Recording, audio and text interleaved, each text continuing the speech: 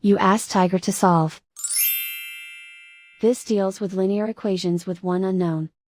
The final result is x equals -25. Let's solve it step by step. Simplify the expression. Simplify the arithmetic. Group all constants on the right side of the equation. Add 50 to both sides. Simplify the arithmetic.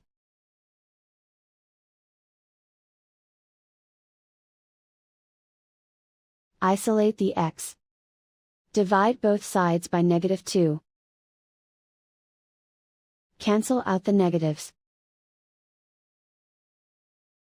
Simplify the fraction.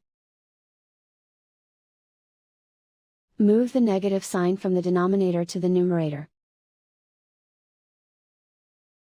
Find the greatest common factor of the numerator and denominator. Factor out and cancel the greatest common factor. And so the final result is x equals -25.